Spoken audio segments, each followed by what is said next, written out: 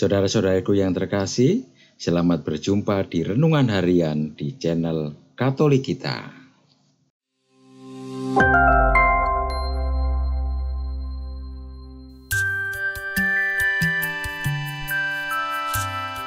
Hari ini, Minggu, 27 Oktober 2024. Hari Minggu biasa ke-30. Bacaan pertama. Bacaan diambil dari kitab Yeremia, bab 31, ayat 7 sampai dengan 9. Beginilah firman Tuhan. Bersorak-sorailah bagi Yakub dengan sukacita. Bersukarialah tentang pemimpin bangsa-bangsa. Kabarkanlah, pujilah dan katakanlah, Tuhan telah menyelamatkan umat-Nya, yakni sisa-sisa Israel. Sungguh, aku akan membawa mereka dari tanah utara dan akan mengumpulkan mereka dari ujung bumi. Di antara mereka ada orang buta dan lumpuh. Ada perempuan yang mengandung bersama-sama dengan himpunan perempuan yang melahirkan. Dalam kumpulan besar, mereka akan kembali kemari. Dengan menangis, mereka akan datang. Dengan hiburan, aku membawa mereka. Aku akan memimpin mereka ke sungai-sungai, lewat jalan yang rata, di mana mereka tidak akan tersandung. Sebab aku telah menjadi bapa Israel, Efraim adalah anak sulungku. Demikianlah sabda Tuhan. Syukur kepada Allah. Bacaan kedua. Bacaan diambil dari surat kepada orang Ibrani, bab 5, ayat 1 sampai dengan 6. Saudara-saudara, setiap imam agung yang dipilih dari antara manusia ditetapkan bagi manusia dalam hubungan mereka dengan Allah, supaya ia mempersembahkan persembahan dan kurban karena dosa. Seorang imam agung harus dapat memahami orang-orang yang jahil dan orang-orang yang sesat, karena ia sendiri penuh dengan kelemahan. Karena itu, ia harus mempersembahkan kurban karena dosa, bukan saja bagi umat, tetapi juga bagi dirinya sendiri. Tidak ada seorang pun yang mengambil kehormatan itu bagi dirinya sendiri, sebab setiap imam agung dipanggil untuk itu oleh Allah, seperti yang telah terjadi dengan Harun.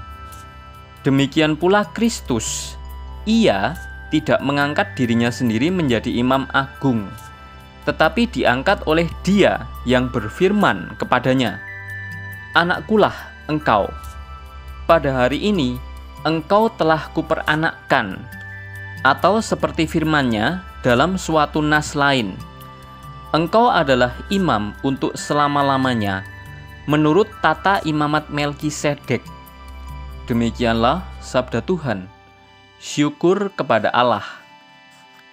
Bacaan Injil. Bacaan diambil dari Injil Markus, bab 10, ayat 46 sampai dengan ayat 52. Pada suatu ketika tibalah Yesus dan murid-muridnya di Yeriko. Ketika mereka keluar dari Yeriko bersama orang banyak yang berbondong-bondong, ada seorang pengemis yang buta bernama Bartimeus, anak Timeus, duduk di pinggir jalan. Ketika didengarnya bahwa itu adalah Yesus orang Nazaret, mulailah ia berseru, Yesus anak Daud, kasihanilah aku. Banyak orang menegurnya supaya ia diam. Namun semakin keras ia berseru, Anak Daud, kasihanilah aku. Lalu Yesus berhenti dan berkata, Panggillah dia. Mereka memanggil orang buta itu dan berkata kepadanya, Teguhkanlah hatimu, berdirilah. Ia memanggil engkau. Orang buta itu menanggalkan jubahnya lalu segera berdiri dan pergi kepada Yesus. Tanya Yesus kepadanya, Apa yang kau kehendaki supaya ku perbuat bagimu? Jawab orang buta itu, Rabuni, aku ingin dapat melihat.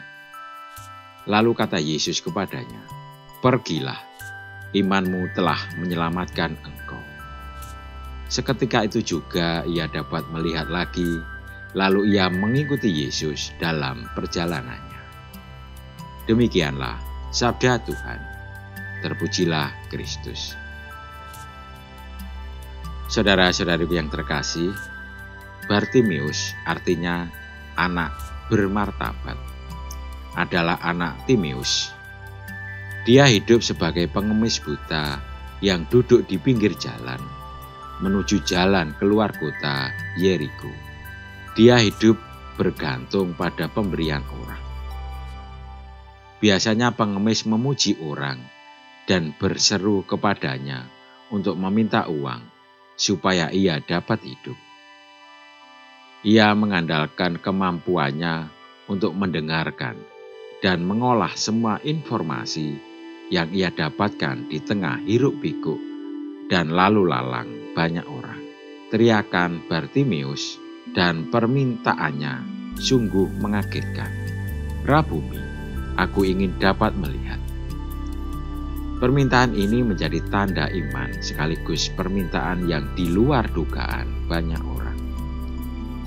Namun inilah permintaan yang sungguh penting bagi Bartimeus untuk dapat memulihkan martabatnya. "Pergilah, imanmu telah menyelamatkan engkau."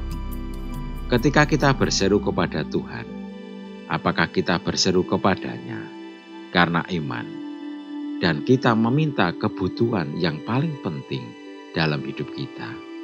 Sebagaimana para murid dan orang banyak, kita mengikuti Yesus kadang-kadang dengan harapan akan pemenuhan kebutuhan duniawi dan keinginan kita, ekonomi, pekerjaan, kesehatan, dan lain-lain.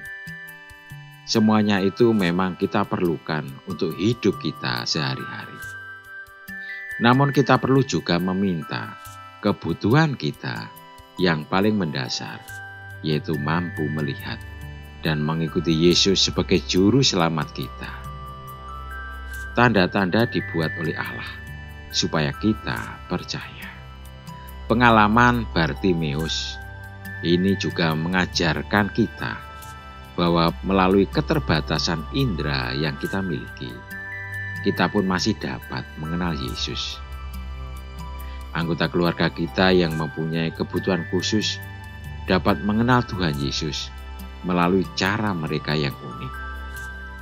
Kita tidak boleh menjauhkan mereka dari iman dan gereja, serta kehidupan bermasyarakat. Tetapi justru mesti membantu mereka agar hak-hak mereka dipenuhi. Membantu mereka tumbuh secara manusiawi dan semakin beriman. Berdoa dengan tekun. Dalam setahun ada 365 hari, sementara sehari ada 24 jam. Apabila kita sejenak merenung dan bertanya di kedalaman hati, apakah kita pernah berdoa, berbicara dengan Tuhan 1 jam saja dalam sehari? Ada ungkapan rohani klasik yang mengatakan, bernapas adalah berdoa. Secara tidak langsung hendak menyampaikan bahwa jangankan malas untuk menghayati olah kesalehan tersebut karena lupa melakukannya saja, kita sebenarnya sudah mati secara rohani. Dalam kisah Injil hari ini, kita mendengar perjumpaan Yesus dengan seorang buta bernama Bartimeus. Dalam keadaan tidak bisa melihat, secara otomatis ia hanya bisa mendengar tentang kedatangan Kristus yang diikuti oleh orang banyak persis di dekatnya.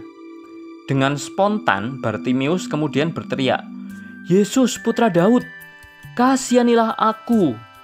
Namun banyak orang yang menegurnya supaya diam. Akan tetapi, ia semakin keras berteriak, "Putra Daud, kasihanilah aku."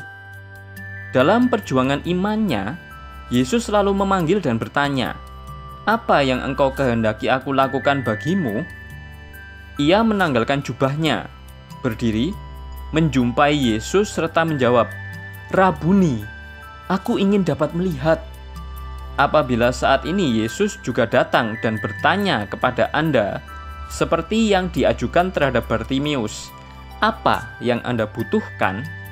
Jawaban apa yang ingin disampaikan? Pengalaman iman Bartimius ini menunjukkan kembali kepada setiap orang bahwa hidup beriman membutuhkan perjuangan yang tiada henti. Kita juga tidak akan mampu mengetahui kebutuhan diri yang mendasar bila belum mengenal Yesus dengan sungguh, sehingga hanya sibuk dengan keinginan semu dan tidak membuat hidup semakin dewasa, apalagi semakin mesra dengan Dia. Nyatanya ungkapan Bartimius tentang Yesus putra Daud adalah pertanda kalau ia mengenalnya sebagai orang yang dipilih Allah.